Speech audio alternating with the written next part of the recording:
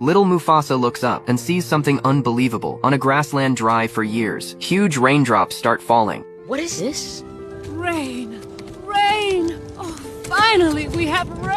Hearing the sound of rain, the animals nearby rush toward the water hole. Mufasa has never seen rain before, so he runs down to play happily, but he has no idea. Danger is already closing in as the water keeps rising. King Masigo quickly senses something is wrong, but young Mufasa is already trapped in the water and cannot get back to shore by himself. At the same time, the water upstream is rising fast. Heavy rain turns into raging floodwater, rushing toward the reservoir at terrifying speed. In Mufasa's frightened eyes, the violent flood suddenly crashes down and sweeps all the lions into the current. They completely lose direction. Afia is lucky enough to be washed back to shore. Find my voice! Mom!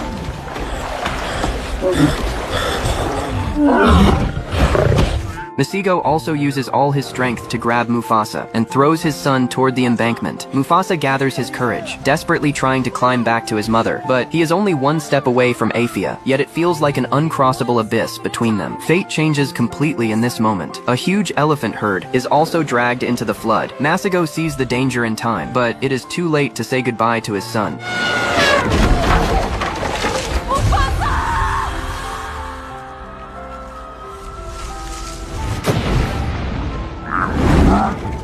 Afia can only watch helplessly as Mufasa is carried farther away by the current. From then on, no one knows if he is alive or dead. In the end, Mufasa is completely torn away from his home and carried by the water to an unknown place. When the flood slowly calms down, Mufasa somehow survives. Using the last of his strength, he struggles toward the surface and grabs a floating dead branch. At this moment, he has no idea where he is or where the current will take him. He wants to call out for his father, but all around him, there is only the sound of water. Just like that, Mufasa holds onto the branch and drifts for a long time. Too exhausted to stay awake, he finally falls asleep. Right then, a young lion finds him. This little lion is named Taka, the future Scar. Taka looks at Mufasa in the water and immediately gives him bad news. He says Mufasa is about to be eaten by crocodiles. Sure enough, 2 crocodiles have already locked onto Mufasa, but Mufasa still cannot swim and can only struggle in the water. Taka stands on the bank, keep encouraging him. Mufasa finally reaches the shore, but no matter what he does, he cannot climb up. At the critical moment, Taka finally reaches out to pull him, but with his strength, he cannot save this strange little lion. Just as the crocodiles are about to strike, a fierce lioness suddenly appears. With one roar, she scares the 2 crocodiles away. Only then does Mufasa survive. Taka thinks he can finally have a friend, so he immediately begs his mother Eshe to take Mufasa in. But Eshe does not welcome a stray cub with an unknown past, because no pride easily accepts an outsider. Mufasa quickly explains that he was swept away from home by the flood. Taka also keeps speaking up for him. Eshe stays silent for a moment. She knows Taka has always wanted a companion, and she has heard Mufasa's tragic story. In the end, her heart softens. She cannot bear to let this child keep wandering, so she decides to bring Mufasa back to her pride. But just as they are about to leave, Mufasa cannot help looking back toward the place he came from. There is his father, there is his mother, and there is the home he can never return to. From this moment on, Mufasa can only hide his longing in his heart and try to survive on this unfamiliar land. When we come upon an outsider, tell me, what do we do? Obasi,